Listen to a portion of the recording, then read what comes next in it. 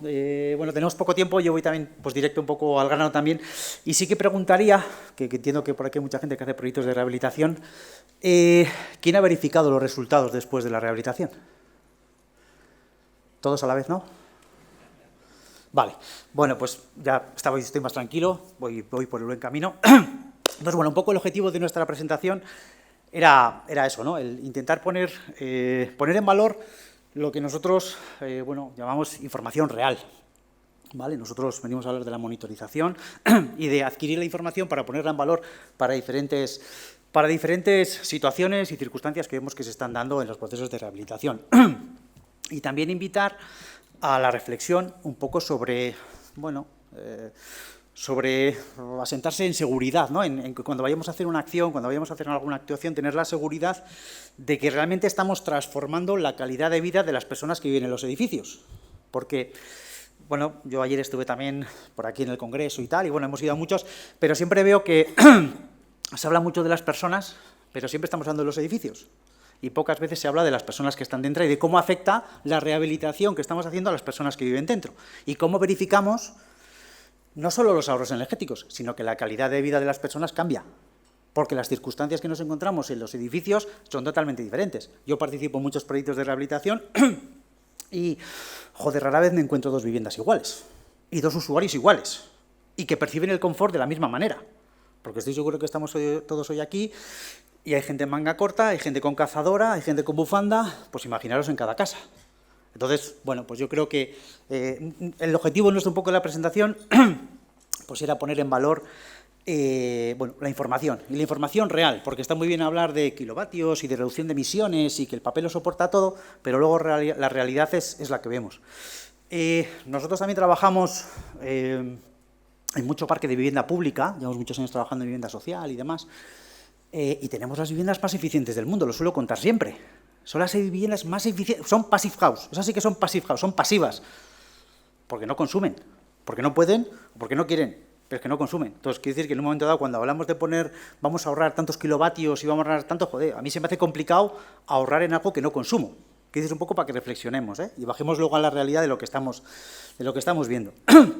Lo que estamos intentando es, bueno, como ponía antes, ¿no? Nosotros nos dedicamos a desarrollar o a implantar, decimos un poco ecosistemas, ¿no? Ecosistemas tecnológicos que van desde colocar los dispositivos, a adquirir la información y a ponerla a disposición de los profesionales y de las personas. A los profesionales para unas actividades y a las personas para otras, ¿vale? Pero ¿por qué entendemos que es una herramienta fundamental? ¿Vale? Porque lo primero, porque nos permite comparar el antes y el después. Porque eso es el verdadero cambio que tenemos que intentar, bueno, conseguir, ¿no? Que realmente hay una mejora. Lo segundo es para verificar si las soluciones que hemos diseñado funcionan, porque igual nos pensamos que funcionan en unas circunstancias y en otras no. La única herramienta que tenemos de verificar es que si colocamos dentro de las viviendas algunos sensores o algunos elementos que nos permitan tener alguna información. Suelo poner siempre un ejemplo tonto, pero es que hoy me compro el coche más barato del mercado, el más barato que se os pueda ocurrir, digo un poco por poner un ejemplo a nivel de inversión, joder, y tiene 200.000 sensores. Estoy seguro que en vuestros coches sabéis perfectamente lo que consumen en primera, en segunda, en tercera, en cuarta, en quinta, cuando aceleras, cuando no aceleras. Estoy seguro que sabéis lo que consume. ¿Y cuánto consume vuestra vivienda ahora? ¿Y qué nivel de confort tenéis? Antes estábamos hablando de la robótica y todo este tipo de cosas que está muy bien, pero seguimos haciendo la rehabilitación como hace 30 o 40 años. No sé si alguien en los procesos de rehabilitación está pensando en incorporar soluciones tecnológicas. Suelo poner el ejemplo que lo más tecnológico que tenemos en la mayoría de las viviendas hoy en día, pues igual es el telefonillo. A partir de ahí, imaginaros todo lo que nos queda de incorporar pequeños dispositivos que cuestan 4 pelas, comparado con lo que puede costar una obra de rehabilitación de una media de 20-25.000 euros por vivienda. Pero la información que puede dar al usuario para ser consciente del cambio que ha podido, o de la ventaja que ha tenido de hacer su inversión, pues entendemos que es importante, y lo mismo que para los técnicos. Oye, he diseñado este edificio con estas características y estas circunstancias, esta es la solución que creo que encaja, joder, y el día de mañana he podido verificar que acerté o que me equivoqué. Cuando tenga que diseñar el siguiente edificio, pues igual tengo que cambiar algo, porque seguramente las circunstancias del edificio generalmente son diferentes. Antes también ha comentado, creo que el anterior ponente, que cada proyecto es diferente. Pues en la rehabilitación también, porque los usuarios son diferentes, ¿vale? Entonces, creo que son los 3 aspectos que tenemos que tener muy claros dentro de la importancia de la monitorización en la rehabilitación. A partir de aquí, pues la monitorización que nos permite, pues lo que venía diciendo, visualizar los comportamientos, los hábitos, es muy importante. No todos consumimos igual, no todos tenemos la misma situación de confort. Estoy seguro que estamos aquí 200 personas y todos abrimos la ventana en momentos diferentes del día.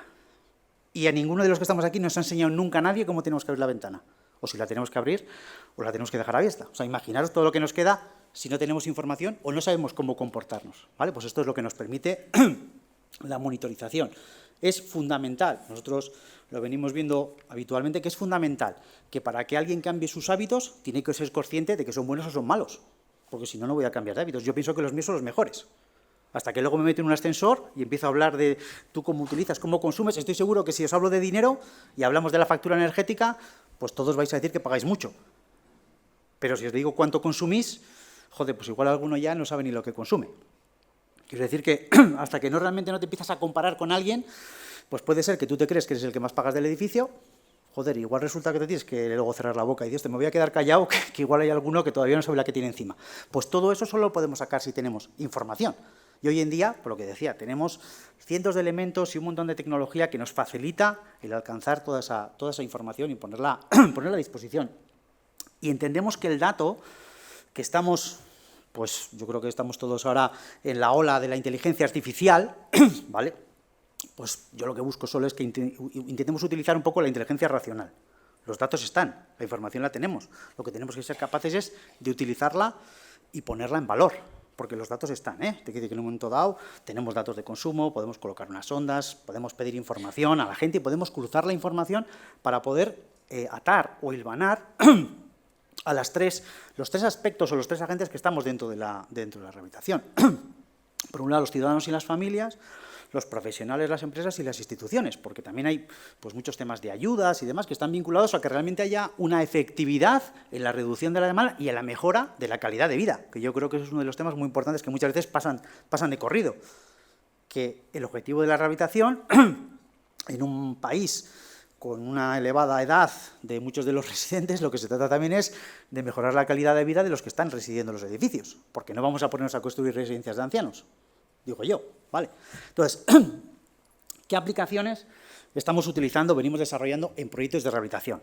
De esto que os venimos a contar ahora, pues nosotros venimos hablando de rehabilitación y de monitorización en la rehabilitación pues desde hace muchos años. Cuando hablo de muchos años, pues os puedo decir de 10, de 12 o 15 años, donde venimos implantando diferentes dispositivos en viviendas y en procesos de rehabilitación. ¿Qué es lo que se suele medir habitualmente? ¿Vale? Pues generalmente aquellos elementos vinculados al confort, la temperatura, la humedad y el CO2. Eso suele ser lo habitual. A partir de aquí, pues depende de qué tipo de proyectos, también se vinculan a los consumos, porque es muy importante saber lo que consume la vivienda y cuándo lo consume y por qué lo consume.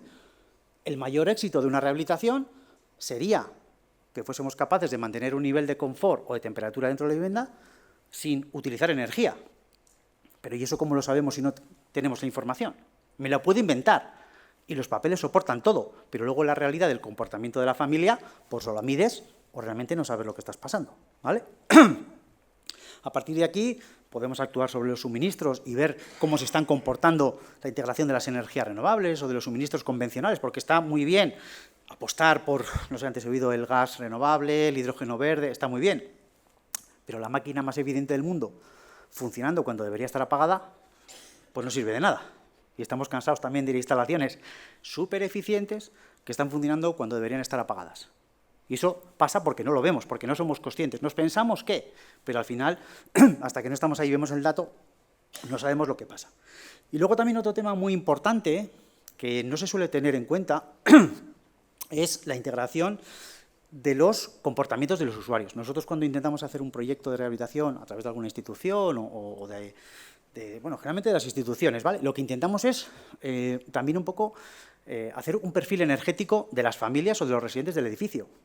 ¿Alguien de los que desarrolla proyectos de rehabilitación que está en esta sala pregunta alguna información sobre el comportamiento a los residentes? Porque no se comporta lo mismo gente de 80 años, gente de 40, gente que vive todo el día en casa o gente que sale a las 7 de la mañana y no pone la calefacción hasta las 10 de la noche. Igual el proceso de rehabilitación o de gestión de la calidad del aire o de la gestión del confort tiene que ser totalmente diferente, porque los ritmos de vida son totalmente diferentes. Nosotros, vamos, te quiero decir que esto no es una complicación, que esto requiere ningún desarrollo de tecnología espacial, Quiere decir que al final esto es un checklist con 4, 5, 20 preguntas sobre qué edad, qué ocupantes, qué nivel, cómo percibes tú el confort, cómo te gustaría. Bueno, al final es tener una información relativamente muy sencilla y vincularla con lo que está pasando antes y después. A partir de ahí, luego el recorrido es brutal, ¿vale? Entonces, quiere decir que ese tipo de procesos, pues bueno, pues ya se vienen haciendo desde hace mucho tiempo. Y por bajar esto a la realidad, pues me gustaría hacer una pincelada, cuando tenemos también un poco el tiempo resumido y tal, pues hacer una pincelada sobre proyectos reales en los que venimos trabajando.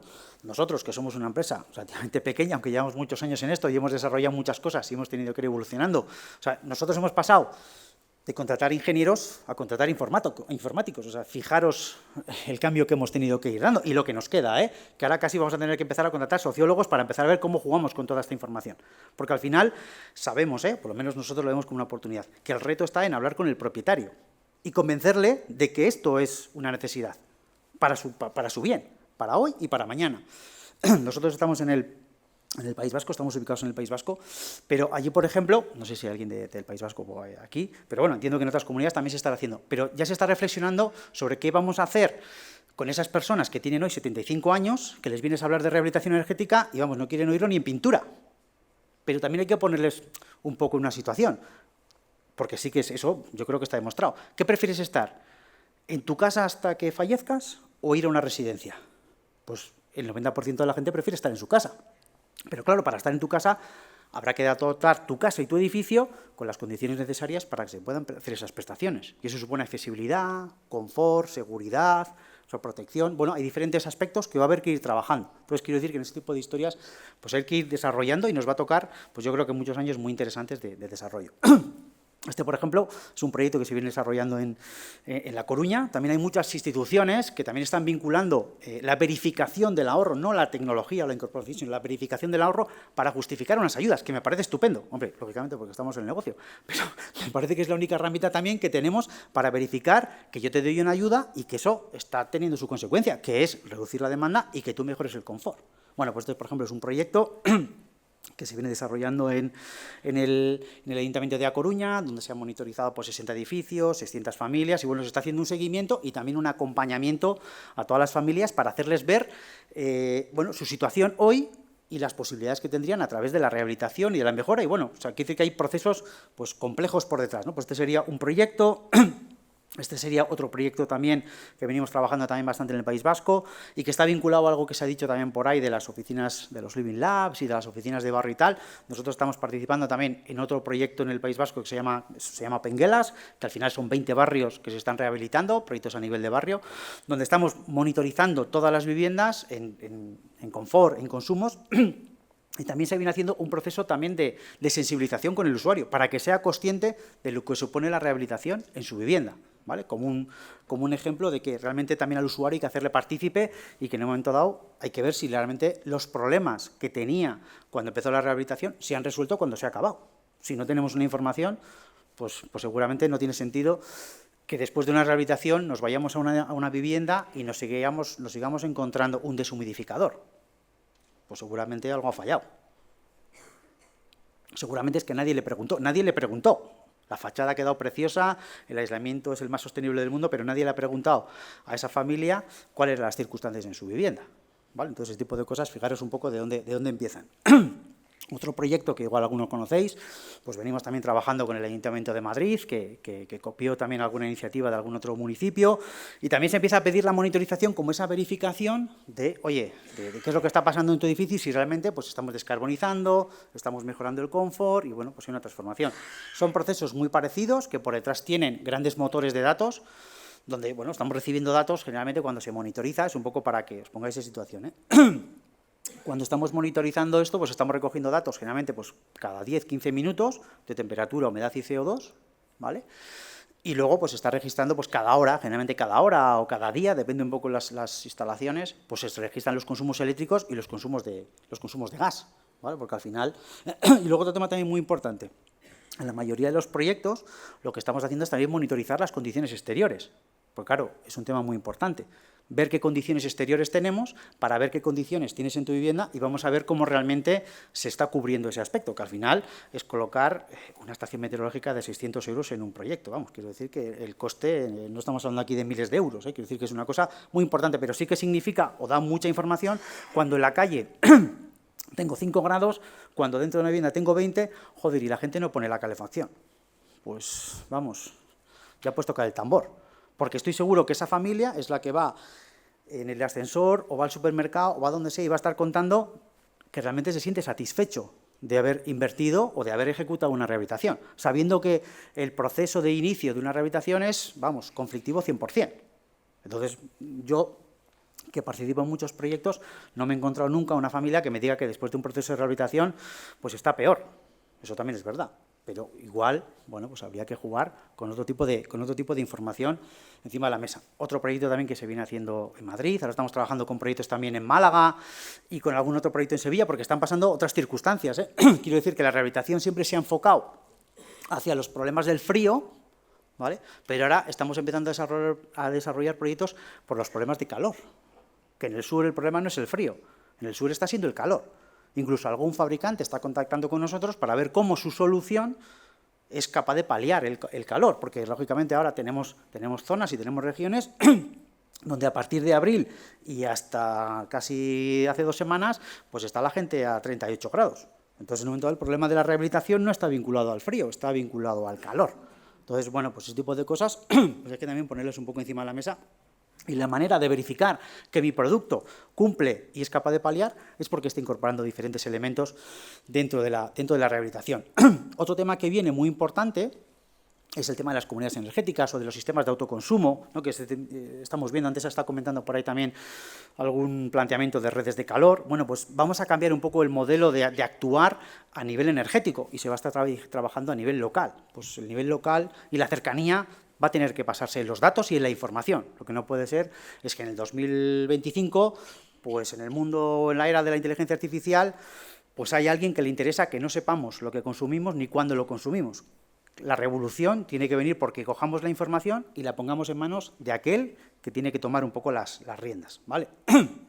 Entonces, por concluir y centrarnos un poco bueno, y respetar un poco el programa y no acumular retrasos, ¿no? Sí que vemos, bueno, lo primero, invitaros a incorporar la monitorización y los sistemas digitales en los procesos de rehabilitación, que es el 0,002% del presupuesto. La media de incorporar un dispositivo en un proceso de rehabilitación, pues igual estás hablando de 300 euros, 400 euros. O sea, cuando una rehabilitación pues cuesta 20.000 o 25.000, pues al final entendemos que es algo que es insignificante y que sirve para todo lo que comentábamos anteriormente, ¿vale? Lo que sí que está muy claro, o que sí que entendemos que es muy importante, es definir los objetivos de para qué quiero monitorizar. Quiero monitorizar para verificar lo que he diseñado, quiero monitorizar porque mi empresa es una empresa de rehabilitación que garantiza el resultado, porque soy una institución y quiero verificar que realmente se ha conseguido un ahorro, una mejora del confort. Bueno, tener un poco los objetivos de lo que se quiere para tampoco no complicarse excesivamente, que no estamos hablando aquí de hacer robots, quiero decir que estamos hablando de colocar una sonda que cuesta 300 euros y que emite los datos de manera inalámbrica. No estamos hablando tampoco de nada más, ¿vale? Entonces también otro tema muy importante es identificar los parámetros que realmente nos van a hacer falta para el objetivo que buscamos, ¿vale? Quiero decir que, no sé si hay aquí alguien de alguna universidad y de estudios supercientíficos, pero no estamos en ese caso.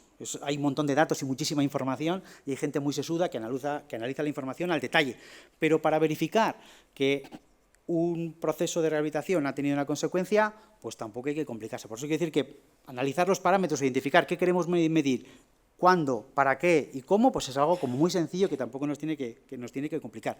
Otro tema importante es diseñar sistemas robustos. Hoy en día, pues lo que decía, no te voy a decir que es una pata de tecnología, pero quiero decir que hay sistemas de comunicación inalámbrica, sistemas cableados, sistemas que no se conectan a nada. O sea, quiero decir que tenemos todas las soluciones habidas y por haber para poder incorporar tecnología a los procesos de rehabilitación y que el dato que nos den sea fiable en base a lo que en base a la conclusión o el resultado que estamos esperando, ¿vale? Que hay que apoyarse en herramientas. Nosotros hemos aprendido a manejar información, claro. Pues a día de hoy podemos tener como 20 millones de datos. claro, manejar esa información o vas utilizando herramientas que te permitan un poco cruzar esa información, que las hay hoy en día y hay 200.000 sistemas y software que nos permiten juntar esa información, joder, pues hace que eso sea ágil, ¿no? Entonces quiero decir que hay que tener herramientas capaces también un poco para que los que somos, por decirlo así, los que estamos detrás de la información, cojamos la información y la podamos interpretar y tengamos un dato que sea útil nosotros y también al usuario, porque muchas veces le hablamos al usuario de cosas que el usuario no entiende o no le preocupa. Yo suelo decir muchas veces que hay que ponerse en la situación de mi madre. Mi madre lo que quiere es estar confortable y pagar lo menos posible. No le hables de mucho más. Entonces hay que también lanzar muy claros los mensajes para que el usuario te entienda. Y hay que darse cuenta que luego cuando estamos hablando de la rehabilitación, el entorno de la comunicación, pues no es un escenario como este. Generalmente cuando estamos hablando de rehabilitación y vamos a una comunidad de propietarios, vamos un día a las 8 de la noche, con la luz que se apaga y se enciende y estamos dándole ahí al garaje, y encima tenemos al vecino picajoso que siempre está dando tal. O sea, quiere decir que el escenario de trabajar con esta información no es la más habitual, ¿vale? Entonces, sin más, por acabar, pues invitaros a interiorizar la tecnología dentro de los procesos de rehabilitación, a utilizar con coherencia los datos y a ponerlos en valor. Y si tenéis dudas y queréis iniciaros en esto de la monitorización y de la digitalización, pues que contéis con nosotros, que os ayudaremos en todo lo que sea posible. Gracias. Nos dedicamos básicamente a convertir un problema en una solución, en una oportunidad, sabiendo para nosotros que el problema es el residuo plástico y la oportunidad es convertirlo en un producto. Básicamente, cuando hablamos de problema, para nosotros el residuo plástico es un problema a todas luces que está pues, hipotecándonos seguramente el futuro en muchos ámbitos. Nosotros, si tuviéramos que hablar del core business de nuestra empresa, diríamos que en primer lugar es localización del residuo y localización del propietario de ese residuo plástico. En segundo lugar, aplicar una tecnología 100% propia Volvelux o parcialmente propia Volvelux sobre ese residuo. En tercer lugar, buscar un transformador plástico de ese residuo plástico y finalmente convertirlo en producto, ¿no?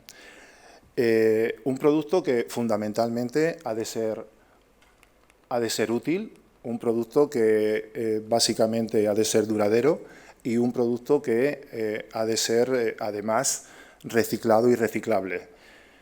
No tenemos que olvidar además que en nuestro concepto de producto final siempre tiene que estar implícito la empresa social, la economía social. Hemos hablado durante 2 días de taxonomía social.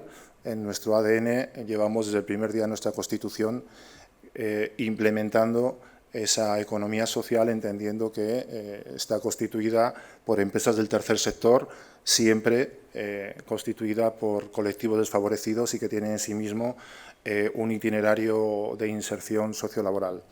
¿De dónde nos nutrimos para generar esos productos finales? Pues fundamentalmente de los plásticos agroganaderos, plásticos industriales y en el 80 o 90% de los productos que desarrollamos de residuo sólido urbano. Cuando hablamos de residuo sólido urbano realmente hay un desconocimiento enorme de lo que significa este campo, siempre en nuestra focalización del plástico y para que se hagan una idea, esto es la realidad de muchos vertederos occidentales, ya no digo españoles, de las dos opciones, como decimos ahora que estamos en Halloween, de susto o muerte, entendiendo que susto es la incineración, generando una alta cantidad de CO2, o el enterramiento, que llamamos muerte, con una descomposición del plástico durante 800 años y contaminando acuíferos. Es un secreto a voces que, aunque teóricamente están sellados los vertederos, a la hora de la verdad, a 5, 8, 10 o 12 kilómetros de estos vertederos, todas las fuentes están clausuradas, afortunadamente, y no bebemos de ellas, pero luego con ese agua, por desgracia, en muchas ocasiones, se riegan campos o se da de beber a reses. Esto es lo que conocéis de sobra. Cuando nosotros nos invitan a un foro de este tipo, evidentemente siempre hablamos de nuestro producto, de nuestras habilidades como empresa, pero siempre creemos que estamos en la obligación moral de hacer un poco de Pepito Grillo, si me permiten la expresión, e intentar generar una pequeña toma de conciencia en cuanto a dónde estamos y dónde vamos. Estos son los contenedores que tenemos habitualmente en nuestros barrios, enfrente de nuestras casas. Con el vidrio normalmente, bueno, pues hay un reciclaje. Normalmente vamos a una lentitud enorme porque solamente como media metemos un 30% en los productos nuevos de ese vidrio. Con el papel cartón hay una eficacia alta, hay que reconocerlo, lo mismo en España que en Occidente, pero cuando empezamos a hablar del contenedor amarillo, la gente desconoce que ese contenedor amarillo representa única y exclusivamente el 20% del plástico de nuestras ciudades. Solo el 20%. A nadie se le escapa que cuando echamos una botella de 5 litros a ese contenedor o una botella de 2 litros, es mucho volumen, pero es poco peso. Y son envases. Con lo cual, es un secreto a voces que representa un 20% del peso. Claro, esto representa un inconveniente. ¿Dónde está el resto del plástico? El resto del plástico, por desgracia, está en el contenedor marrón, en lo que llamamos fracción resto o voluminosos también. 80% del plástico que contempla la bolsa basura, contempla el porespán, contempla la compresa, contempla el pañal, contempla bueno, un montón de elementos que tradicionalmente van a esa bolsa y representan el 80%, insisto. El problema de ese contenedor amarillo que vemos últimamente en una publicidad continua en los medios de comunicación es que si hablamos con el dueño del contenedor amarillo nos dicen que se está reciclando un 80%. Si hablamos con el dueño, con los que gestionan ese contenedor amarillo, con las plantas, nos dicen que se recicla un 35, un 40%. En cualquier caso, si decimos que reciclamos en el mejor escenario un 80% del 20%, estamos hablando de un 16% del total. Si hablamos el peor escenario, un 35, un 40% del 20%, estamos hablando de un 7, un 8%. Con lo cual, si reciclamos de un 8 a un 16% del total, el otro 92%, 84%, ¿dónde va? Volvemos a la misma, a susto, muerte, incineración o enterramiento. Por eso mismo, nos parece que es importante considerar esta realidad. Esta es nuestra forma de funcionar, la opción de arriba es la opción habitual y la opción de abajo es un itinerario que estamos realizando ya con grandes empresas del automóvil, con empresas agroalimentarias, donde bien sea el residuo plástico de esas industrias, bien sea el residuo plástico de esas ciudades, se convierte en un elemento, insisto, útil, duradero, reciclado y reciclable. No 20 ni 30 años como damos de garantía en nuestros productos, sino estamos hablando de un producto que en su reciclado continuo va a ser 500, 600, 700 años, con lo cual no lo vamos a ver. Y esta es una realidad de productos en los que contribuimos desde hace muchos años, en los cuales no estamos hablando de mezclar una pequeña cantidad, sino que estamos hablando de ese mix que habéis visto de RSU, donde hay todo tipo de plásticos, polipropileno, polietileno, alta densidad, baja densidad, ABS, cualquier tipo de material. Todo eso, en ese mix, somos capaces de transformarlo en 1 a 1 y convertirlo en un producto real, en una economía circular real. Esto, por ejemplo, son casos de éxito que tienen 8, 10, 12, 18 años. Por ejemplo, si pones el vídeo, por favor. Este es un caso del Algarve portugués, casi 3 kilómetros de pasarela, en una zona realmente de alta exigencia de entorno natural y de integración con el medio. Se han utilizado aproximadamente unas 600 toneladas de un residuo que estaba condenado o a enterrarse, insisto, o a incinerarse, con lo cual, bueno, no es una excepción porque hay aproximadamente 23 pasarelas o puentes desde la Puebla Caramiñal en Pontevedra hasta el Algarve portugués. Realidades en la Sierra de Madrid, de fachadas ventiladas, donde sabemos que, o donde revestimiento de fachadas, donde sabemos que si tenemos madera natural nos abraza el dueño cuando la acabamos, pero seguramente después de 3 años no podemos aparecer por allí por el mantenimiento que requiere. Mundo de granjas, donde la madera natural ya desde hace muchos años no se utiliza por la migración química del autoclave, habría mucho que hablar de esto. Realidades de barcos de pesca donde antes se metía madera y si teníamos elemento orgánico madera, elemento orgánico pescado encima, migración de arriba abajo y de abajo arriba. Pasarelas de playa donde con el mismo argumento garantizando migración química cero, que también nos lleva a ser válidos para el mundo alimentario, pues podemos poner en las playas, tarimas, y siempre insisto en esa transformación de 1 a 1, Parque Cabárceno, donde pasan cientos de personas cada fin de semana y están convencidos de que están viendo madera natural, rotulaciones de todo tipo, juegos infantiles, Texas, donde ya empezamos a entrar en el sector de ustedes, productos que llevan años y que tienen virtudes de las cuales algunos, si tienen curiosidad, podemos trasladar. En este caso, el blanco es el único que no tiene, que no es reciclado. El resto de materiales es reciclado, el blanco no. Desafortunadamente, es difícil encontrar plástico blanco para reciclar. Y estas son otras alternativas que estamos desarrollando con éxito para reducir la contaminación lumínica e implementando lo que es el reciclado y luminiscencia, fosforescencia o retorno lumínico, como llamamos nosotros. Balizas, donde no hablamos de iluminación, estamos hablando de señalización en entornos oscuros para que realmente sean efectivos y donde realmente, bueno, pues cuando hablamos de los argumentos siempre nos abocamos a la señalización, a la seguridad, a la sostenibilidad y al final, como dice un arquitecto amigo, me dice: Celso, diferenciación. Necesito proyectos donde necesito diferenciarme, porque al final los argumentos habituales los entendemos todos y, por desgracia, todos tenemos competencia, nosotros poca, afortunadamente, por no decir ninguna en algunos aspectos, y evidentemente la diferenciación es fundamental. Esto, por ejemplo, son postes que se hacen en diferentes parques de Madrid, donde, como nos dicen en urbanismo, nos dicen es que estamos gastando millonadas de electricidad durante toda la semana, no pasa nadie por determinados parques y realmente lo interesante sería de lunes a jueves tener encaminamiento, tener señalización, tener entornos marcados y que puede alimentar los mismos vehículos de la policía, que puede alimentar lámparas solares que se encienden temporalmente y que cuando se apagan esas luces o cuando desaparecen esas señales lumínicas, esos entornos y esos encaminamientos se quedan señalizados. Entornos de seguridad vial, entornos de vallados y, para acabar, porque me habéis pedido premura, para que os hagáis una idea, este es un proyecto de ámbito global con un gran grupo multinacional con el que empezamos hace 3 años y que ha dado como consecuencia un producto que ya está patentado en Europa y que ahora se está buscando bueno, pues una proyección comercial a nivel global por esta gran multinacional.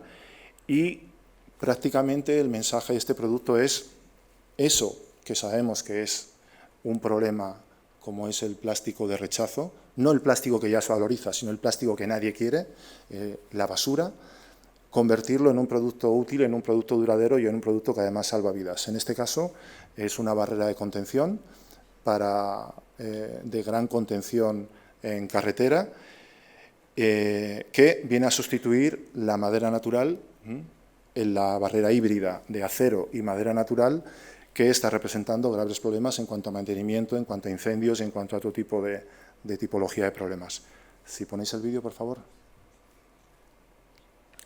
Es la primera barrera del mundo, la primera barrera de contención, que es capaz de retener un vehículo de 1.500 kilos a 110, 112 kilómetros por hora y redirigiendo ese mismo vehículo y además con un concepto muy interesante que veremos en el siguiente vídeo, si lo ponéis por favor.